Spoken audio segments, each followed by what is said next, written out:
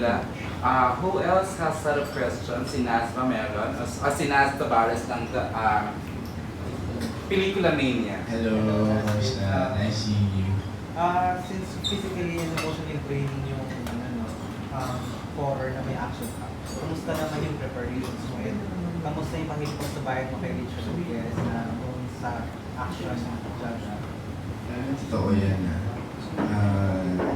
Hindi naman sa dami or sa mga nagawa kong mga projects before. Grabe to. Sobrang training talaga.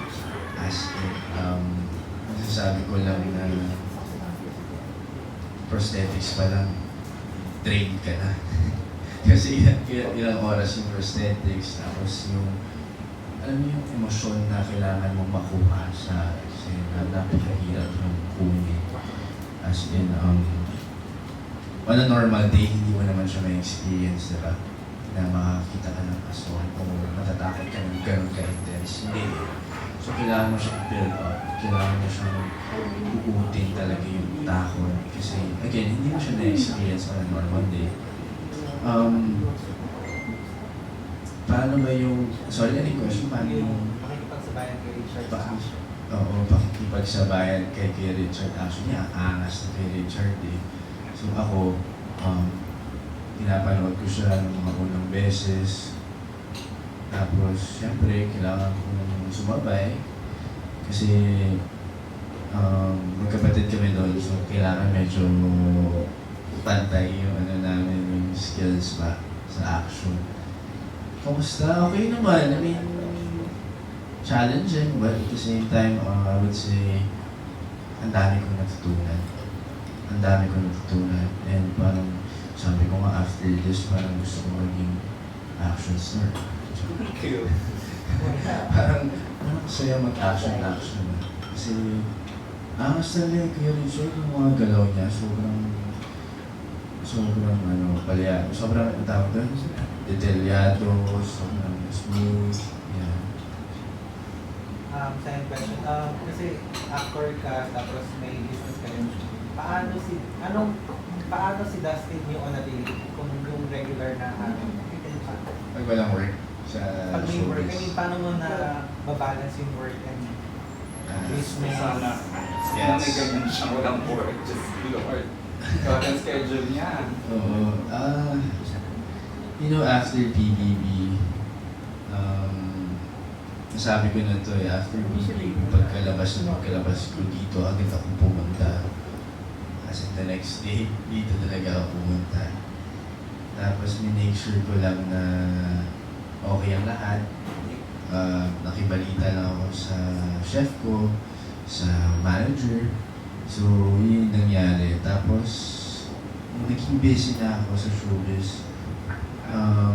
I'll be honest, nawalan ako ng oras sa Eraya. Sadly, nahati yung oras ko. Pero, syempre, hindi ko pwede pabayaan to kasi binuhos ko lahat ng dugo at pawis ko dito nung before mag-PBB. Ngayon, tawag-tawag na lang. Lungkot nga niya sa lately daw. Kasi, alam niyo, ang hands-on niya, sobra, and the whole team. sobra, promise. Itong team ko dito sa Eraya, lagi kami magkakasama before. Every day nandito ako, kasama ko yan sila. Dati. Sabay kami mag-lunch, sabay kami mag-dinner, lumalabas kami. As in, tapos, sad lang no, kasi ganun talaga ang buhay. Never ko na-imagine, honestly, na wala yung oras ko dito. Pero ganun talaga kailangan mong mag-upgrade o kailangan mong explore ng ibang bagay. Kailangan mong yakapin yung mga blessings na dumating sa'yo. So, very grateful nga sa kanila na kahit na wala akong masyadong oras sa kanila, binibigay pa rin nila yung pagmamahal nila dito. At, yun, pagka may free time naman ako, nandito pa rin ako, pero hindi nakagaya dati. Ngayon, susunod na lang. Minsan nga dito ka na, pero meeting pa din ang nag-aakit. Oo, meeting kami palagi kung ano yung mga plano, yung mga gusto kong mangyari. Actually, may expansion dapat kami. Ayun, I was gonna ask. Doong side, na-hold siya kasi nga wala akong oras. Kasi Kasi hindi nyo alam, ako lahat nag-plano na yun, nag-design, mga furnitures. Gusto ko talaga ako yung masusunod sa sa concept ko. So, ganun din yung gusto kong mangyari sa kabila. Pero ngayon, wala pang oras. Siyempre, gusto ko mag-focus muna sa pag-aarte. Kasi, again, sana ko itong opportunity na to. At gusto kong galingan talaga dito. We're serving lunch na the fabulous pork belly. Sige, go ahead. Inano ko lang. Yung horror movies, usually pang date siya, no? So, sino yung gusto mong isama pang date, pag ano, nasa Pag-date ba ang horror? It is actually, it's a date movie. Matatakot ka. Bukod sa Kaya takot. mo kunyari yung kasama mo. Yan mo din. Sino ba? Kayo, syempre. Pero, Hindi, siguro yung mom ko na lang. Kasi, hindi ko maalala kung kailan yung last movie na napanood niya sa sinehan.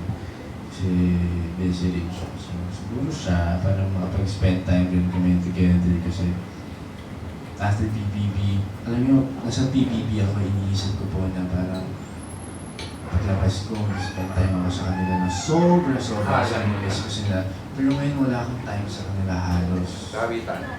Halos wala talaga. Nakikita lang kami. Hi, hello.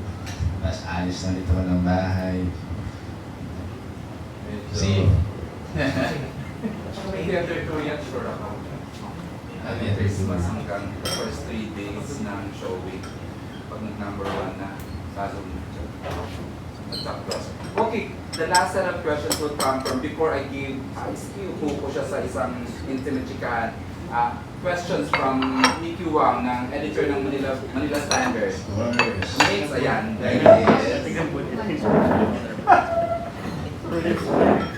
Hi Dustin. Hello. Magandang tanghali. Tanghali.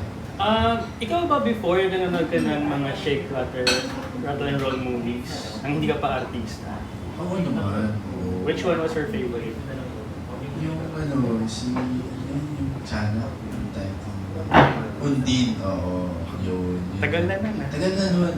Oo, naalala ko panood ko ba kasi correct me if I'm wrong basta sa pwede ko ba i-mention yung channel? Parang bawal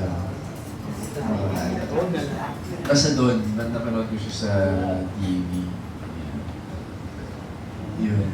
So how does it feel na ngayon, second mo, no? Second, yeah. How does it feel na this time, ikaw yung nasa shake, rattle and roll? Grabe, alam niyo, parang ano siya, dream come true. Alam niyo, dati, bata lang ako na parang, hindi ko nga talaga in-imagine na magiging star ako or mapapanood ako sa TV. Never ko talaga siya na-imagine. So, ngayon na ako na yung umaarte o ako na yung mapapanood sa sinihan na shake, rattle, and roll pa. Grabe, nakaka-proud. Siguro, kung babalikan ko yung pagkabata ko before, siguro tuwang-tuwa siya sa mga nangyayari sa akin ngayon.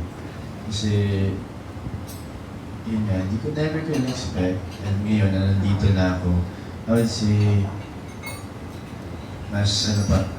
hello? Ako kasi every time na may blessings na dumarating sa akin, mas nagugutom pa ako. Mas na-excite pa ako for what's next for me. So, ayan. Speaking of being proud, of course, maraming naging proud sa'yo sa pinakunang karera mo this 2025. Pero ikaw, to sum up all the things that have happened sa career mo this 2025, and of course, we're going to end the year on a high note with a movie, promoting and all. In a few words, how do you describe your 2025? Oh. Wow. A few words.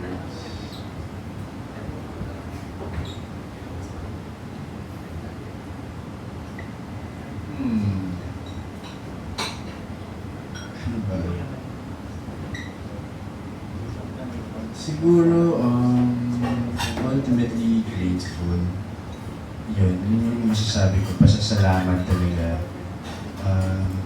Wala akong ibang masabi. Wala akong ibang feel kung hindi talaga pasasalamat talaga sa lahat ng blessings at sa lahat ng tao at sumuporto sa journey ko bilang Toste at bilang aktor. Ibang klase yung blessings na dumating sa akin this year. At wala akong ibang dapat i-feel kung hindi pasasalamat talaga. Diyan naman nagsisimula yung blessings kung marunong kang magpasalamat. Darating yung blessings na yan. Ayun, lagi ko sinasabi, even sa mga captions ko, even sa mga interviews, na sobrang grateful ko talaga. So, magtataka ka na lang kung number one, bakit? Diba, minsan, magtataka ka na lang kung deserve mo ba talaga. Pero, again, lahat naman tayo ay may kanya-kanyang blessings na tatanggapin. So, ako, tinatanggap ko siya ng buong pasasalamat. Of course, deserve mo yan, hardworking eh, no? Diba? Pero last question na lang. And of course, 2 months na lang, 2026 na. Yun na, More than 2 bilis, months. no? How do you see your 2026 going? Wow. As much as I want na sabihin na mapagbakasyon, medyo iniisip ko rin talaga na mas mag-grind pa sa trabaho. Ang opportunity naman, hindi yan hinihinto eh. Once na makuha mo yan, dapat hindi ka maging kampante. So, I'm pretty sure next year mas gagalingan ko pa bilang aktor. Mas marami pa akong napapatunayan sa industriya at mas excited ako gumawa pa ng iba't ibang genres ng mga movies or ng mga films. At gusto ko na rin mag-teleserye actually. Tapos, Kailan ba ka nag-roll? Serye niya sa Start na. Yan eh. Start na ba nag-roll? Start na siya. Wow. That would call for another ganito. So, yeah, more businesses. Sana mas maraming investments pa kagaya ni Susan. mas Of course. madami pang, ano yun, sana mahanap yung balance. Sana mahanap yung perfect balance ng trabaho, tsaka yun yung mga personal time. Sana mahanap yung balance. We're rooting for you. Ayun. Thank you. So, Thank you. And this would be to wrap this up, I'd like to ask, what and or who is your biggest plot twist ng 2025 sa buhay ni Dustin Liu? It doesn't have to be a person, ha? The biggest, what or who. This was the same question asked sa JM Piancas, so gusto ko siyang magkaroon ng, di ba? Yeah. Like, meron bang biggest plot twist na masasabi mo sa 2025? Of course, wala akong ibang dapat sabihin kundi ang biggest plot twist talaga ng career ko this 2025 ang PBB talaga. Yan naman talaga. Diyan ako nakilala bilang tao. Diyan ako minahal ng mga supporters natin. At diyan din nagsimula yung career ko na dapat pa nalang mas akong kilalanin, mas naging interesado sila sa akin. So, yan talaga yung plot twist yung PBB kasi reality show ang dami talagang nabuksan sa buhay ko. Ngayon, hanggang ngayon, minamahal pa rin nila ako dahil Dami yung follow. Okay, lunch is now being served. Would you like to make us kwento what is being served right now? Ang sarap-sarap daw, sabi ni Irvin. talaga ba? Pork belly.